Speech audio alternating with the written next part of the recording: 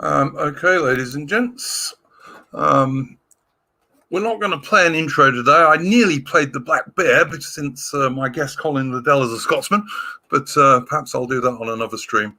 I'm very happy to have Colin Liddell this evening. He's the chief editor of the Affirmative Right website and a chap whose insights on the right of politics, shall we say, I have admired for quite a long time. So I'm quite happy to have him here today. I've got some questions of my own and also a couple of questions from some friends of mine. Perhaps for anyone who doesn't know, Colin, you could maybe just give a brief sort of rundown of who you are. I'm one of the founders of the alt-right, a much abused and maligned term now, of course. But going back to 2010, I got in at the ground floor with the start of the alt-right with Richard Spencer's site, alternativeright.com. And me and my close ally and compatriot, he's not really a compatriot because he's American, but my ally at least, Andy Nowicki, we did most of the writing in the early years. And then that continued. Our association with Mr. Spencer continued until December 2013, when, due to, I guess, all sorts of factors like being overworked or overcoked or just a lazy, privileged brat, he decided to close the site down. And so then we decided to keep the site going as Alternative Right.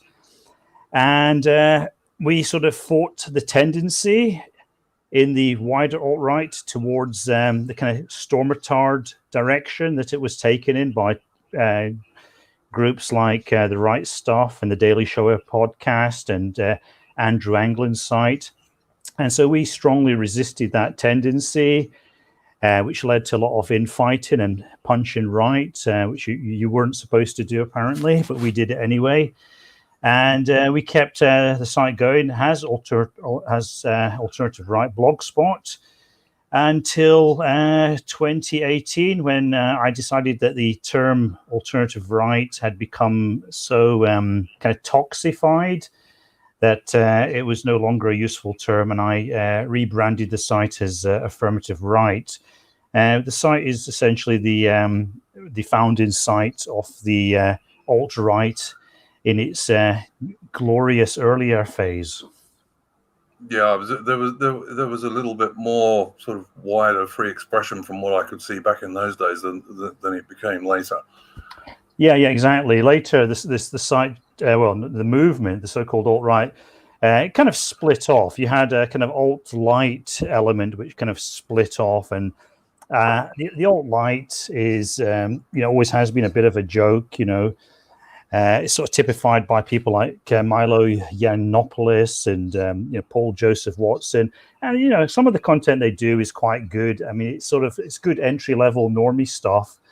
They pick a lot of low hanging fruit, and they kind of highlight the absurdities of the modern multicultural, post feminist, post gay liberation state.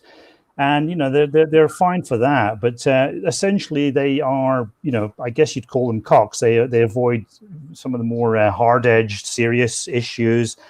Their analysis is never particularly deep, and so that's one side of what was the alt-right, the alt-light, and then the other side of the old alt-right kind of veered towards this kind of neo-Nazi message, Hitler did nothing wrong, blah, blah, blah. The Jews are these incredible supermen who control the universe and who are responsible for all the evil, blah, blah, blah.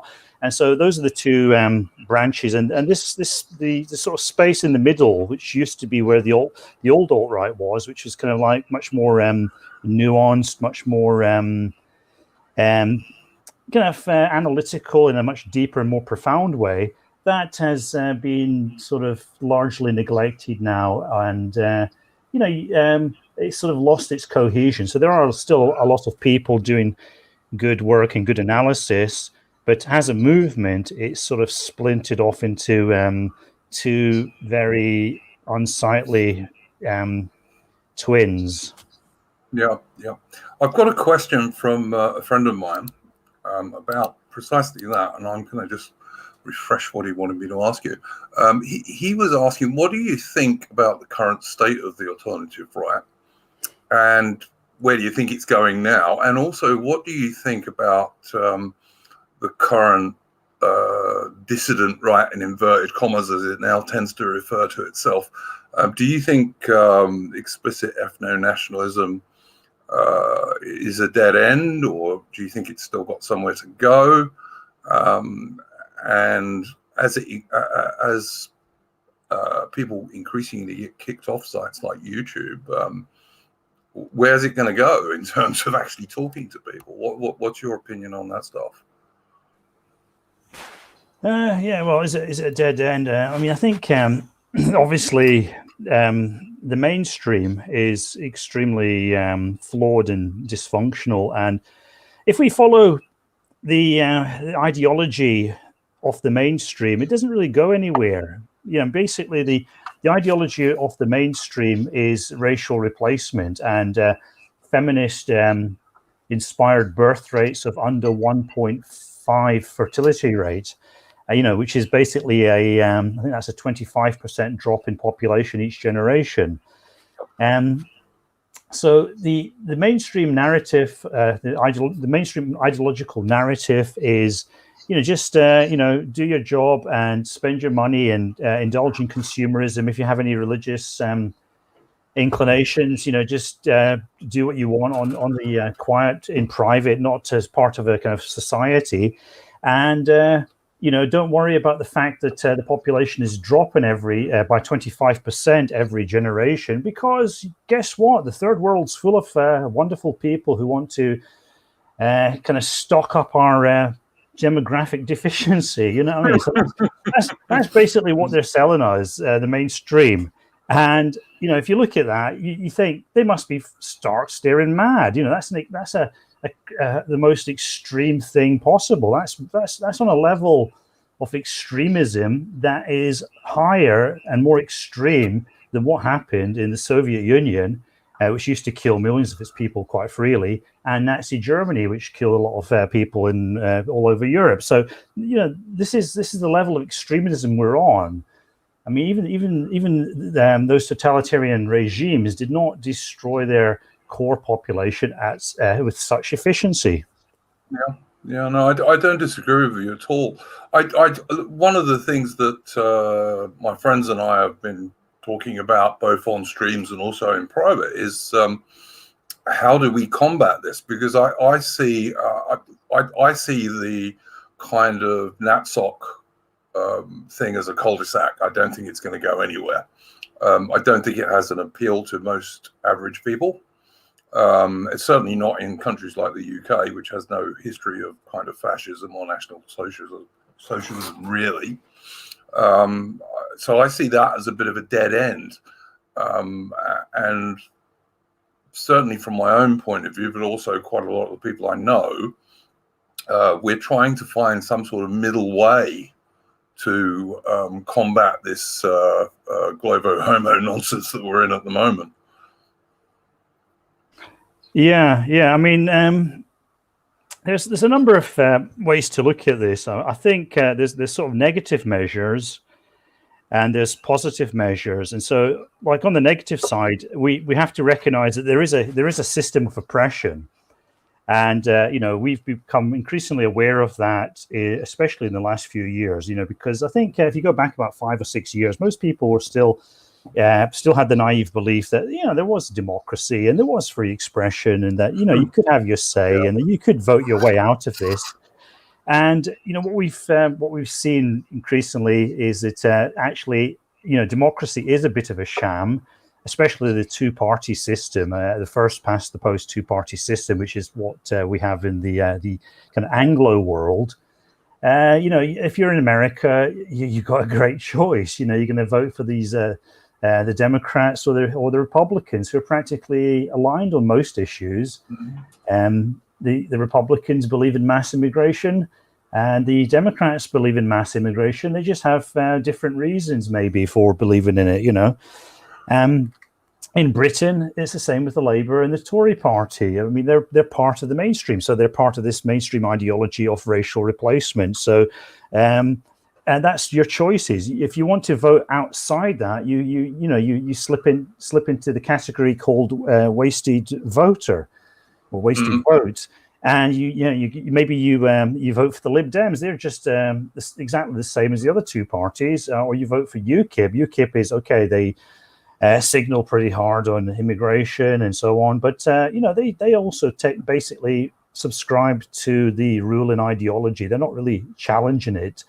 They're all about they're basically a bit alt-light in some respects. They're all about the based black man or the based Asian or whatever, the based gay person, So maybe they have to do that because of the the political ecosystem. It's very difficult for a immigration restrictionist party to come out with a kind of hard-edged ethno-nationalist message. That's not really going to fly for all sorts of reasons. So I mean, there is a certain kind of tactical element to what they're doing, the kind of moral shield and so on. And even people like Tommy Robinson use the moral shield. I mean, they're so pro-Jewish, it's unbelievable, And we know what's really going on there, because if you're opposing Muslims, you're going to be accused of being racist. But if you say I'm opposing Muslims because they're anti-gay and they're anti-women and feminism and they're anti-Jewish, then you're in a slightly better position with the sort of mainstream British voter, I wonder though. Do you think that the mainstream British voter is really as left-wing liberal as it sometimes appears, or do you think? And this brings me on to a question another one of my friends asked, that there's so much social conditioning these days, like at school, university, obviously from the mainstream media. This social conditioning, I think, tends to stop people actually openly expressing what they really think. Do you think that's the case? Because I certainly do, but I would be interested to hear what you think about that. Well, yeah, I mean, I completely agree. The ordinary British people, they don't want any of this. But the culture, everything around them is pushing them in directions they don't want to go. It's like herding sheep, using certain kind of fences and railings and so on. And they're not allowed to scatter in the directions they want to scatter. They're sort of pushed along certain channels, and they're not. They know there's something wrong with it, but they don't have the equipment, the ideological equipment, and the cultural equipment to really fight back against it. And this is something that the dissident right, or the old alt-right, was trying to create and trying to give them the means by which to overthrow this system of control. And of course, that's why that system of control, the means of overthrowing that system of control, then had to be subverted and sabotaged. So this is the kind of the sort of meta-political equation we're living in. So even if you fashion tools that can be used by the ordinary normie voters to overthrow their oppression, then that system itself is then attacked and undermined, you see. And so there's different things that the dissident right has to be aware of. It has to be aware of the fact that it's not going to be left alone. It's going to be attacked. And it's also got to be aware of the way in which the ordinary people who actually would be sympathetic with its message are being pushed away and controlled. Yeah, no, I totally agree. I do. Do you see, I mean, other than obviously what you were saying about the old alt-right before it got pushed into this kind of Natsok cul-de-sac, the old alt-right, as you said, was like giving people intellectual arguments, etc., against some of this globo-homo social liberalism stuff. Do you see other ways that today that we on the right can fight back against this kind of stuff? Well, I was mentioning there's like negative measures, which is recognizing the system of oppression. I mean, for example, in the case of Britain, if we just had like real democracy, that would solve a great deal of the problems by itself. Because you would have a competitive political system, in which different parties could offer different messages, and these messages would resonate with, to a different degree with the voters, and that would the voters would select the messages that were in their best interests, which would obviously be towards a more kind of sane form of nationalism. So would you support proportional representation, that kind of stuff? Actually, I would. Yeah, I mean, as a kind of like a negative means of dealing with this problem, overthrowing the system of repression. First of all, you destroy the present two-party first past the post system, which is clearly there to stifle people's democratic urges. If you gave into the democratic urges of the mass of the British people, most of them would choose relatively sensible things compared with to what they're getting now. And we saw that perfectly with Brexit. I mean, this was one rare instance where they made this horrendous error on their part of giving democracy to the British public. They for all sorts of reasons, they assumed that they could control this, and the British people basically stood up and slapped them right in the face. And we're still dealing with that. And of course, it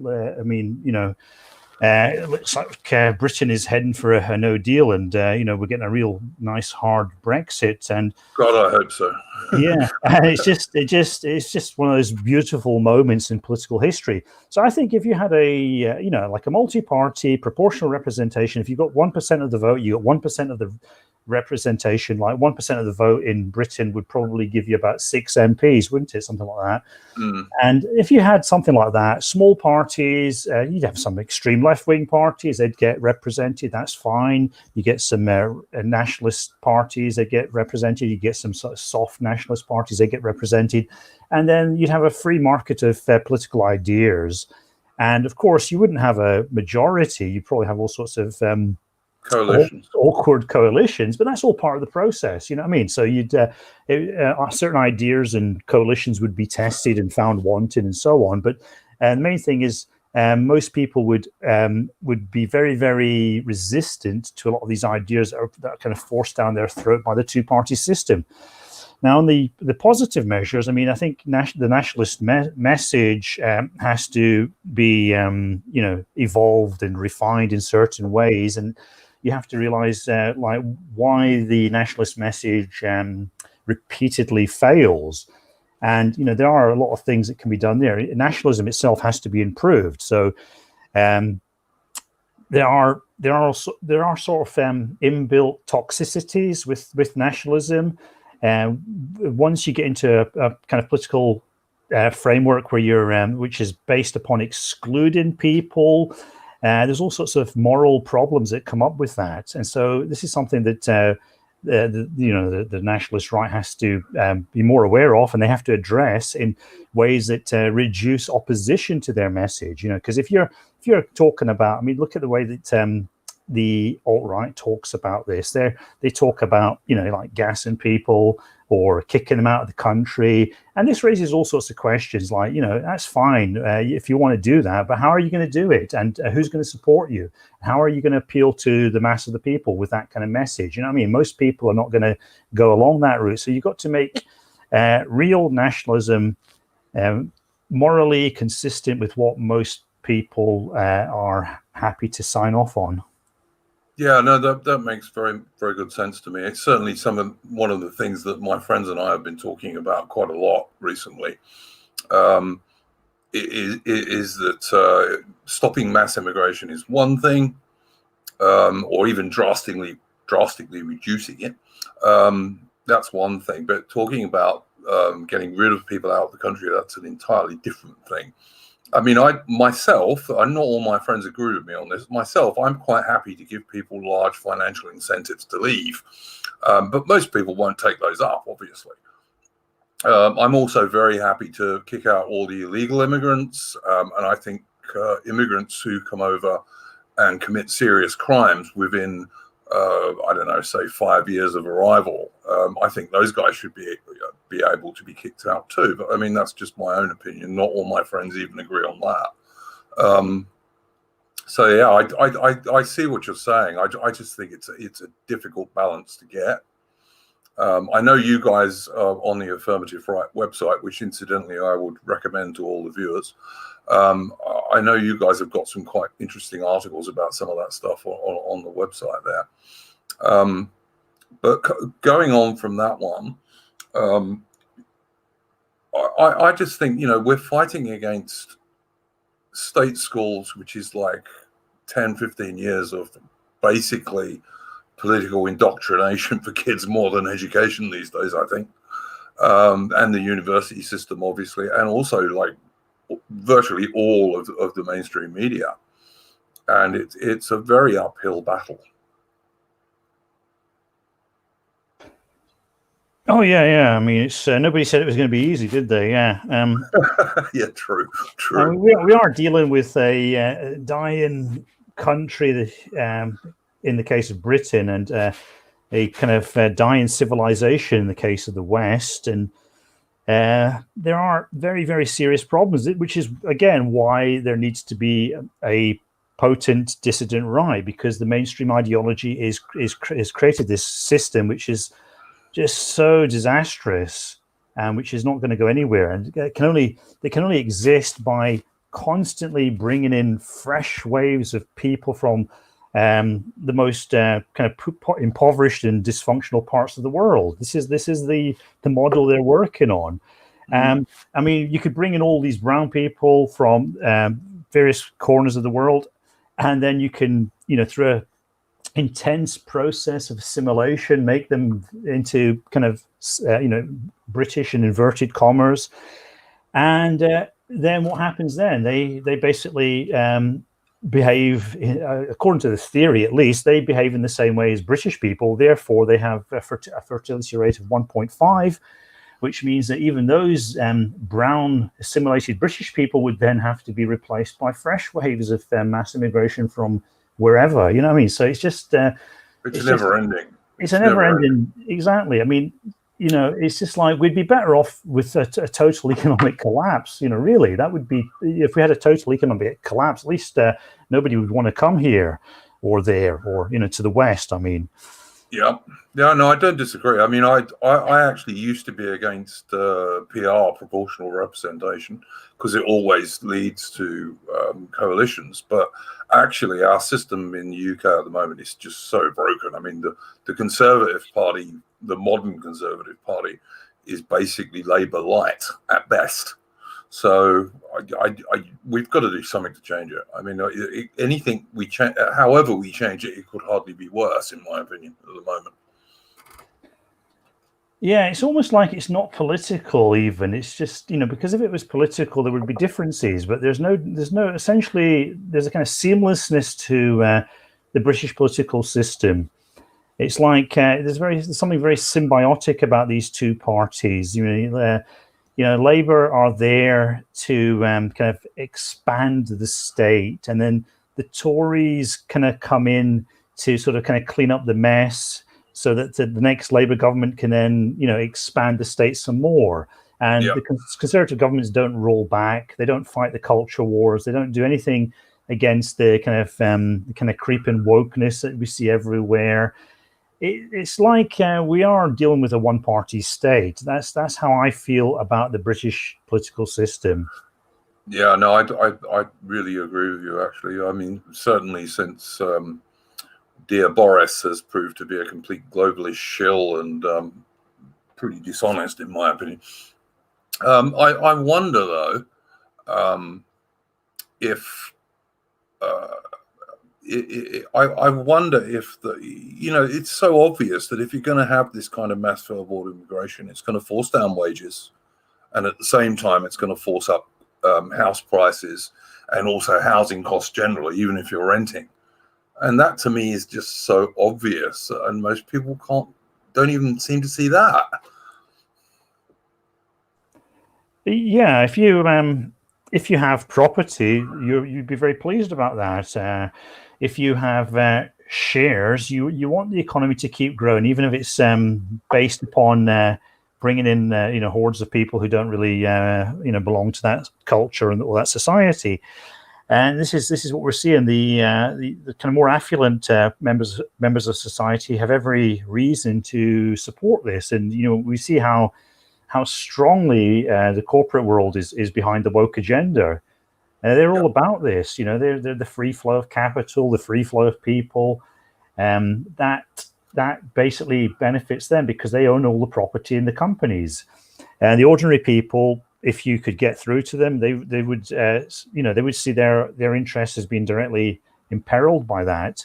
And if you just gave them a little bit of true democracy, like we did in 2016, they would I think they would move in the right direction. I mean, because the ordinary people, they're not stupid, and there has to be quite a massive apparatus of constant propaganda and mind control through the media, through the TV channels, through and now through social media to kind of stop them, doing what's called in Orwell's phrase wrong-think. Mm. I agree with that totally. One of the things Brutus was talking about the other last week, I think it was, which I also agree with, is Britain would greatly benefit from some sort of law on freedom of association. I don't think we're going to get one very easily, but I think it would hugely benefit if people were able to form organizations and decide who could and could not join without this constant, there can't be any male-only spaces, for example. There can't be any only white British spaces, that kind of stuff. Yeah, it's a bit like crossing a river. There's certain stepping stones to get across the river, and one of the things would be like free association. Why shouldn't we be able to associate freely according to how we wish? And that's one of the freedoms that they took away from us very, very early. So there's certain things like that. I mean, the principle that Britain has an indigenous population. I mean, that's something we have to get accepted. There is an indigenous British population.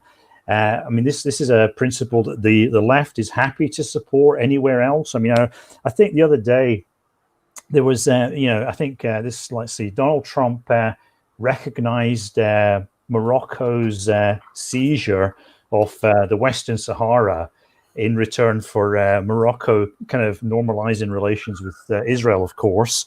And then Jeremy Corbyn tweeted about this, and he said it was an outrage, and he fully supports the Polisario Front because he's all behind the indigenous people of the Western Sahara. So the left is completely behind this principle, unless it refers to British people or European people or white people. And so this is things like this, the idea that there is an indigenous population, and then the idea that indigenous population should remain the majority, and things like freedom of association, those are like preconditions for pushing things in the right direction. Also, a truly democratic system would probably be one of those things, because we're not going to have a coup d'etat or anything like that,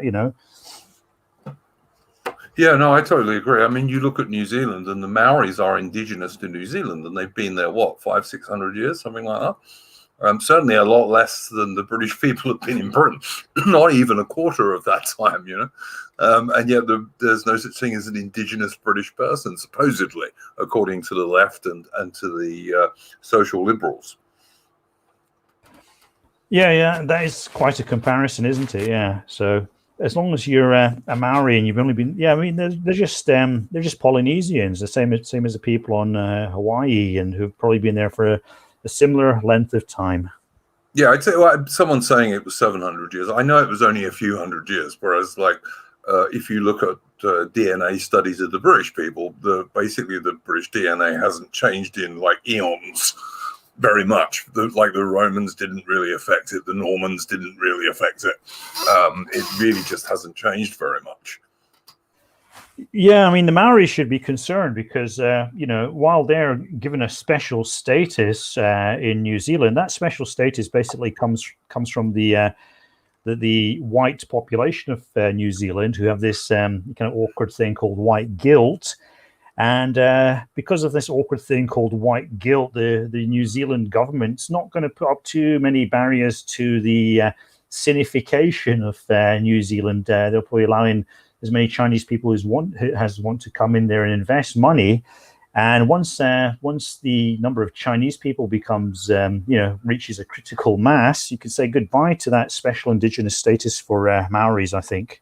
Oh, yeah. Also the same in Australia, absolutely. Australia also has very heavy Chinese immigration.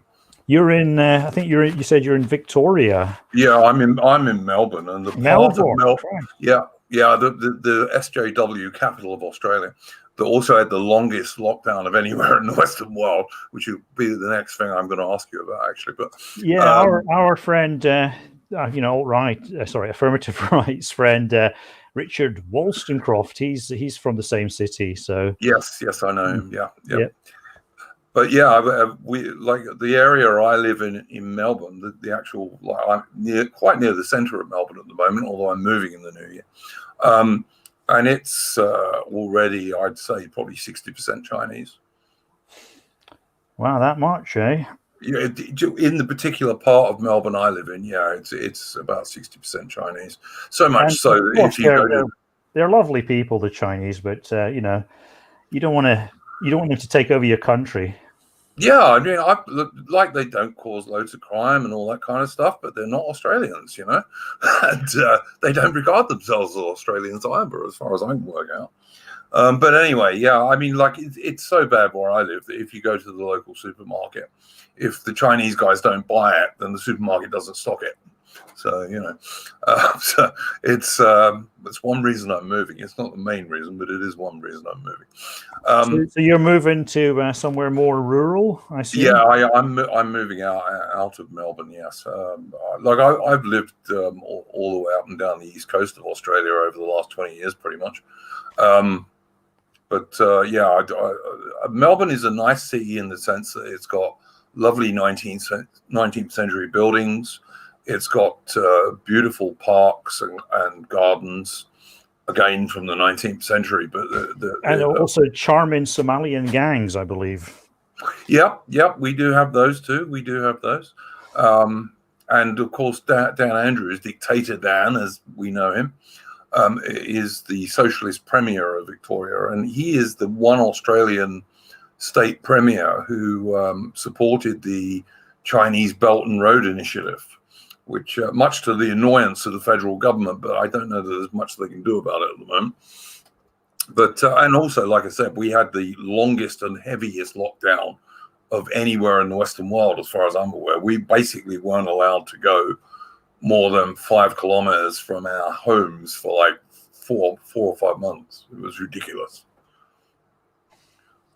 Yeah, I think everywhere that's got a left winger in power is done something similar, depending upon the degree of the so-called COVID infection. Yeah, that actually brings me on to the next point I was going to ask you about. What do you think about this? Like we see Boris Johnson in Britain, we see Joe Biden in America, we see Macron in France and Merkel, and of course Justin Trudeau in Canada. We see all of these guys with the Build Back Better slogan. What do you think about this Great Reset and the China virus being used as an excuse for this Great Reset? Well, the Great Reset, this term is it's like the new Agenda 21, isn't it? I mean, every now and then you get a phrase or an idea that goes viral, and it sort of basically denotes the same thing, a kind of sinister plot by evil globalists working in perfect harmony with each other to control and distort the world. I kind of see it as the latest iteration of that, and I don't really buy it, to be honest. I think there's a kind of I think social media and the internet has created a kind of market for a kind of nebulous conspiracy theory, and I'm not against it. I think it's good for people to have a sense of paranoia sometimes.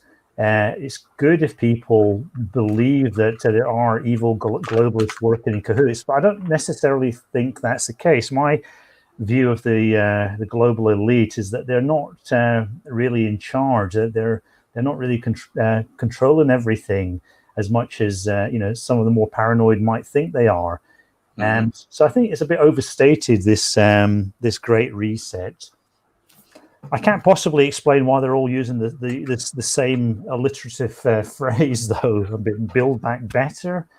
It's quite sinister in my opinion, but yeah, I mean, people say it's BBB, and B kind of looks like the number 6, so it's like 666, and so therefore it represents the that thing in the Book of Revelations. It represents the Antichrist, and I guess Kamala Harris is the Antichrist. That must be what it all boils down to. So you see, there could be some truth in that.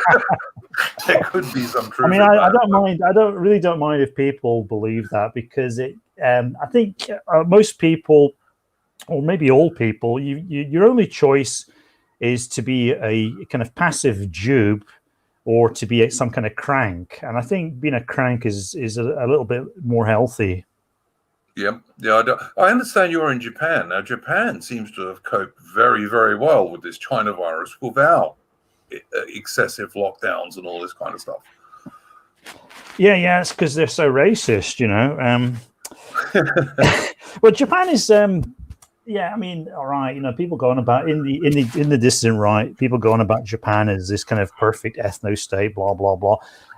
Essentially, Japan is a lot less interconnected with the rest of the world than your average kind of white Western state. I mean, something like Australia or Britain or America. They have a lot more people coming and going, and from all sorts of places. So Japan is much more of a discrete entity. And one of the things the Japanese did was they made it very hard for people to travel to and fro internationally. But within Japan, people were encouraged to travel around, so it's a bit opposite to a lot of other places, because I think most countries, they did the opposite. They stopped people traveling from, A to B inside the country, but they didn't do too much to restrict global international travel. Yep. So I think that was one of the reasons. The other reason, of course, is Japanese people are used to wearing face masks. That's not a problem for them. They don't shake hands so much. They prefer to do this weird thing called bowing. They are, generally speaking, a lot more hygienic than most people, especially compared with people in Britain, I have to say. So I'd say there are a number of factors, and also the weather was a factor, because I think like most flus, they like cold, moist weather. No, cold, dry weather, I think, is what they prefer the most, isn't it? They prefer the winter for sure, yeah. Yeah, so maybe the Japanese winter's quite sunny. It's quite dry, but it's quite sunny. So there might be a number of other factors as well. So, but I think that's enough to be getting on with, really. I mean, the thing I have noticed is, like, I've been following some of the stuff that people like Dave Cullen from Computing Forever have been doing about lockdowns and stuff.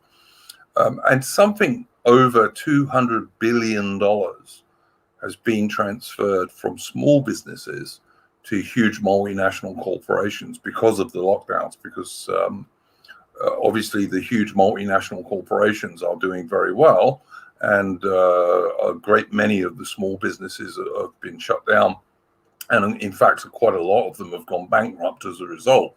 I know in Melbourne and Victoria, for example, something like 20% of small businesses have been destroyed by the lockdowns. So that's one thing I certainly have noticed, and I wonder if that's entirely accidental. Yeah, I mean, I'm fine for people to think it's done on purpose, because then people will get angry and they'll want to do something about it. But that is quite predictable of what would happen in a case like this. If there was a pandemic, the government would actually, force lots of small businesses not to operate, whereby these big multinational companies, like especially, I guess everybody's thinking of Amazon here, would be the main beneficiary.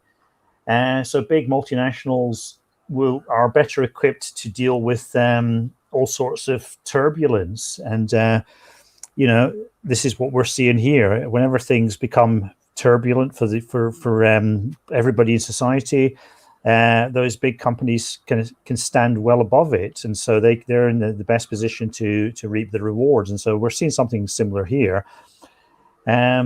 Is it on purpose? I mean, that's a big question. I mean, I think we have overreacted, generally speaking, around the world to the coronavirus. There's a lot of arguments on that. There's a lot of people who will say one thing and people say the other. But my view is that we, around the world, most Western countries have overreacted. I say Sweden and Japan have probably, got the balance right, because especially in the early days, people didn't really know what was going on. So it was understandable that they maybe overreacted at that time. We've gone on overreacting for month after month after month. All these measures that governments have taken to, in Melbourne and other places, in my native Scotland, they haven't really had an enormous impact in shutting down the virus. But what they have done is, like you say, they've destroyed a lot of, economic prospects for a lot of people. They've the economy, yeah. But on the other hand, it's given governments the excuse they need, and they always do need an excuse to vastly inflate the money supply. And this is like the latest batch of QE really is coming out of all of this, and so if you can get people emotionally upset enough, then what we're seeing is a kind of war economy. Because like during World War II, everybody's upset about this man in Germany and that those people over in Japan, and they're sort of all their emotions were whipped up, and then on the back of that, you're able to greatly expand government spending in every all these armaments programs, and that had an enormous stimulus effect on the economy. The American economy did extremely well out of World War II, and so when you have a kind of fear, a panic, everybody's upset about something, it generates a lot of emotional energy. And it's that emotional energy that can keep all this fake money afloat. So I think there is a kind of complex economic equation at work here. I'm not sure how much of that is conscious and how much of that is unwitting. I think that's something that needs to be considered anyway. Okay. Well, that segues quite nicely into the next thing I was going to ask about. As an expat myself, there's a couple of people who've been mentioning this in the chat too. As an expat myself, like I left the UK after I left the British Army, and I moved to South Africa. I lived in South Africa for over 15 years. Then I met an Australian girl, and I moved to Australia 20 years ago now. I'm an old bugger, by the way. But anyway, yeah. So I'm an expat. I like, my son is still in the UK. He's actually serving in the Royal Navy. But I'm an expat, and I go back to the UK like from time to time.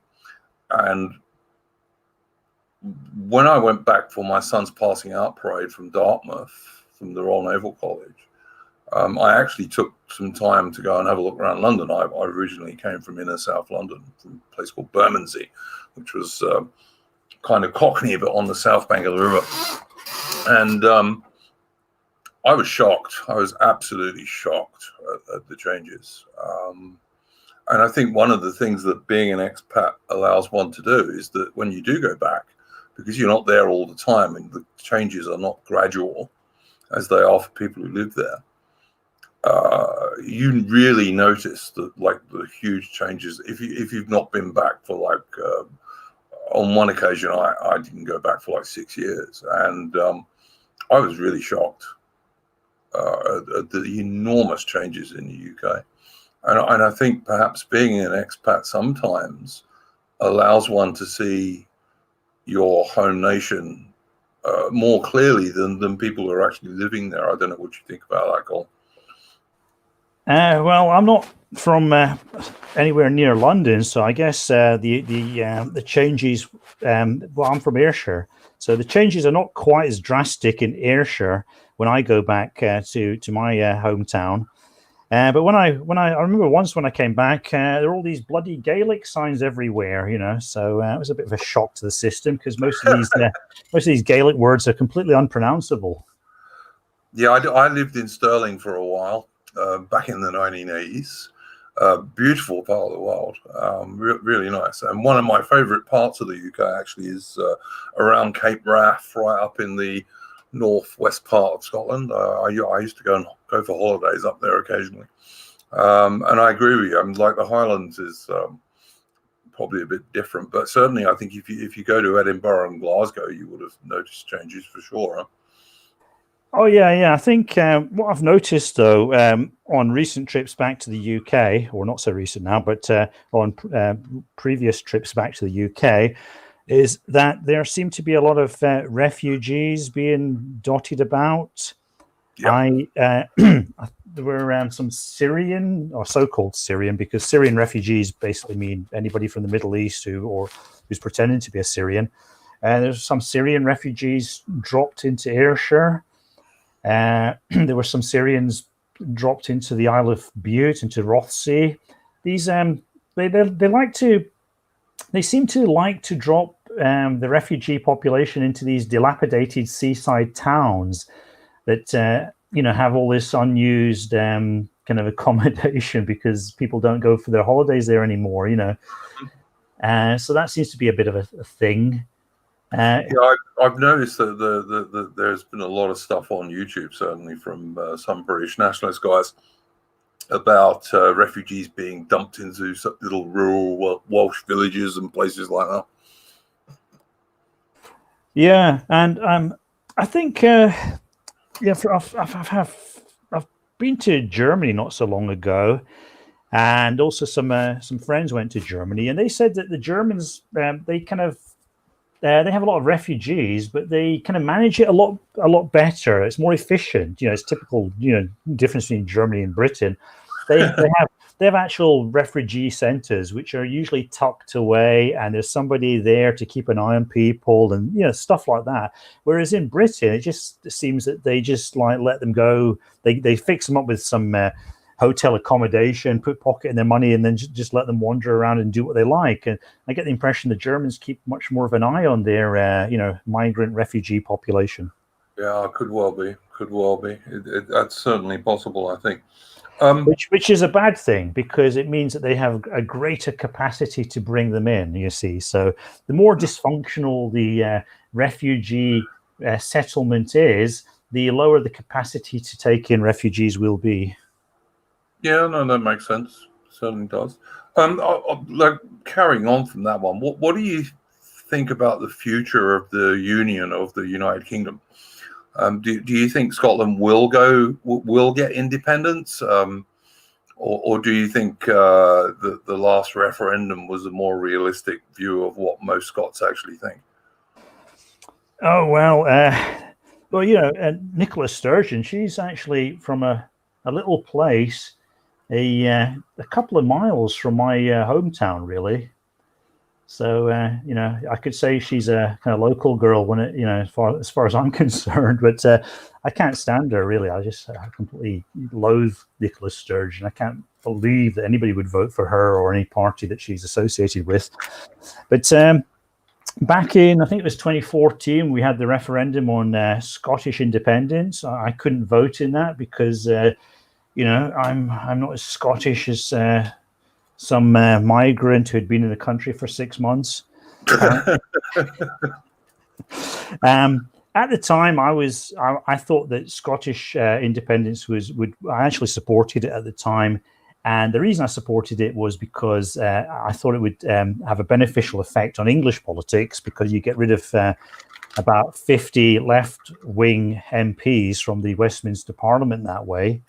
Because in those at that time, Scotland was voting overwhelmingly Labour/SNP. So I thought that would have a good effect on England. I also thought it would probably have a good effect on Scotland because an independent Scotland would soon have to really, wake up and pull up its bootstraps. if it was independent, and there wouldn't be much scope there for cozy socialism. So I thought it would push Scotland in a more right-wing direction, and it would also alleviate England from this left-wing burden of a kind of plus 50 socialist MPs coming from north of the border. So at the time, I was right behind it. But, now I think the kind of independence boat has sailed, because with Brexit, we're starting to see increasing divergence between the UK and the EU. And the more divergence there is, the harder it will be for Scotland to become independent, I think. It's, because the more that Britain and the EU diverge, the more will be the leap that Scotland has, the greater will be the leap that Scotland has to make in order to become independent. So it's going to be interesting to see how that impacts on the fortunes of the SNP. Yeah, I'm a Unionist. I mean, I'm like, my father was English with some Scots bits, and my mother was Irish with some Welsh bits, and I'm totally a Unionist. I think if Scotland got independence, it would be worse for England and Wales, and also worse for Scotland. I don't see any advantage to it at all. Britain is as small as it needs to be. It doesn't really want to be any smaller, in my humble opinion. I think if you break up the United Kingdom, you start getting to the level where you have countries that are kind of so small that they're no longer able to function as fully independent countries, as it were. You know what I mean? Because and England without Scotland, it's a bit bigger than Holland. It's not much bigger. And then there's strategic stuff like shipbuilding, naval bases, all this kind of stuff. I just don't know how you would possibly sort that out. It seems very, very difficult to me.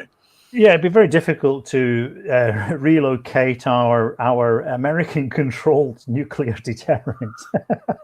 yeah. Well, there's that. But I mean, I actually, like I said, my son's serving in the Royal Navy, and there's certainly a lot of the naval shipbuilding in the UK, for example, is in Scotland. In fact, most of it, not all, but most of it. So I look at it from that point of view. But I just think that Scots and English people would both be worse off. If you look at the history of Britain since the Union, which was like in the early 18th century, the Scots and the English cooperated really well.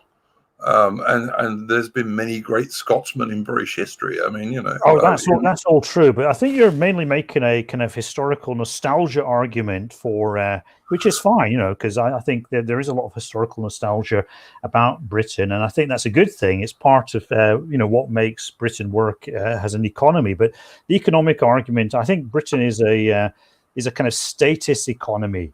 And people invest in Britain, or they're happy to support our currency in various ways because we are Britain, and because Britain has a certain brand and an image which is connected to things like the United Kingdom, Scotland and England together, Wales, of course, Northern Ireland, and the British Commonwealth, the Queen. All those things create a kind of status in the world. One of the 5 permanent members of the Security Council, and so on. And without that, the British economy would have to get by a lot more on its real merits, and that would be a bit dicey, I should imagine, especially at first. Yeah, no, I don't disagree with that at all. I mean, also, incidentally, I'm a historian, like the Sarah started off. I started writing military history when I was in my teens, in the sense of people paying me for it. So I do tend to do that, and people have often said that I'm a bit nostalgic for the old days. And yeah, I'll fully admit I was a supporter of the British Empire. I'm probably the last of the Empire loyalists, in fact. And I also support Kanzuk. I think that if Britain Canada, Australia, and New Zealand can get closer ties, it would be good for all of them, to be honest with you. Oh yeah, I definitely believe in Kanzak myself. Yeah, I mean, the British Empire was I think it was good for everybody involved, and I think it was particularly good for the Scots and the Irish. Not that the Irish are very grateful either, but Yeah. I mean, without the British Empire, I mean, most is that a Scots Terrier I hear there? No, it's a cross-check Russell rescue dog who's 12 and he's a pest. Oh, wow, it sounds like. Anyway, but without the British Empire, so many Scottish people would have, historically speaking, would have had such limited prospects. Really, which would have been a complete, tragic waste of talent, because Scottish people, at least historically, have been extremely talented. Yeah. I mean, they've played a huge part in like the pioneering days of Canada and Australia and New Zealand and all this kind of thing, as did the Irish and the Welsh as well as the English. Absolutely, I totally agree with that. And as I say, I've got bits of all of the British races in my bloodline. Yeah, I'm just mainly Scottish with a tiny bit of Danish, So. Yeah. Well, the Danes are cool. I like Denmark, actually. I went to Denmark with the British Army. It was the one place I went with the British Army where the locals actually liked us, because they remembered the British liberating them at the end of World War II. But I actually like the Danes. I'm quite fond of those guys. The next thing I was going to ask you, I don't know how much time you've got, Colin, because I'm happy to go for 2 hours if you are, if you don't get bored. No, I'd just like to stick to the 1 hour, because I've got something kind of. All right. Well, in that case, we'll move on. But we can obviously do this on another occasion anyway. Yeah, so. I'd love to, man. I'd really love to. Don't want to spoil the audience too much, I don't know. They put up with my stuff, so they'll be quite happy to listen to you. But anyway, the next thing I was going to ask, where do you think British nationalism stands now, and where do you think it can go? Like currently, like when you look around at British nationalism today, political parties and would-be political parties, like how bad is that? Because I don't see it as being very good. I see probably 7 or 8 different tiny little parties. And where do you think it might go to be more useful to the British people? Yeah. Well, it's a kind of interesting point. We've reached an interesting point, because British politics has been completely overshadowed and dominated by the Brexit question, and hopefully with the no deal that looks likely, that'll be kind of pushed out of the way a bit. And so then, it's like post-Brexit Britain, that'll be the post-Brexit Britain period. And so then people will be looking around for other issues. And I think, immigration, assimilation, those kinds of issues will come into the political bloodstream a lot more. And that basically gives a nationalist party a lot of scope to, make political capital, to make progress. So I think, the future could be quite promising if you think of it in that terms. Like, we've done Brexit, what's next?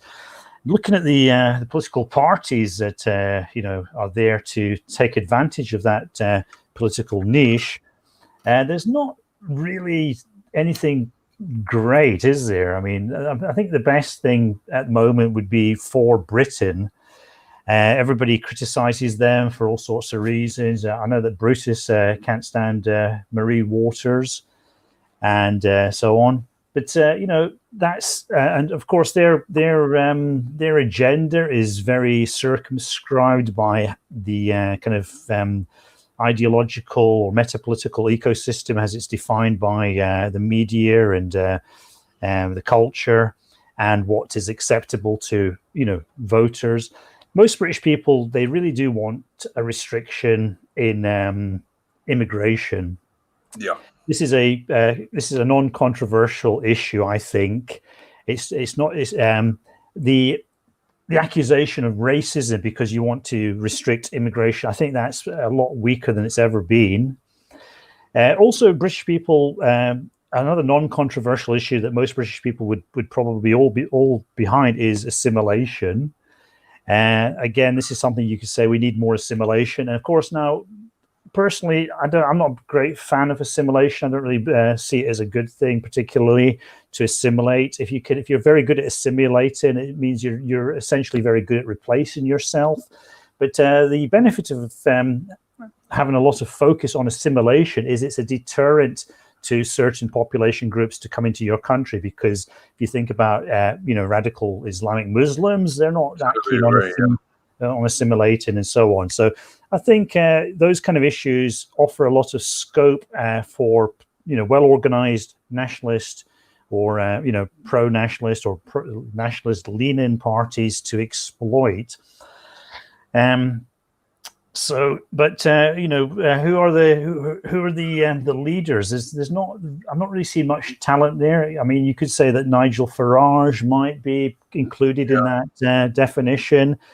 He's had a long career. I don't know how many more years he's got in him. So we've got to start seeing a bit of talent, like real talent that's going to come through and understand the pitfalls and the opportunities. And so that's really what we've got to keep an eye out for. I just don't.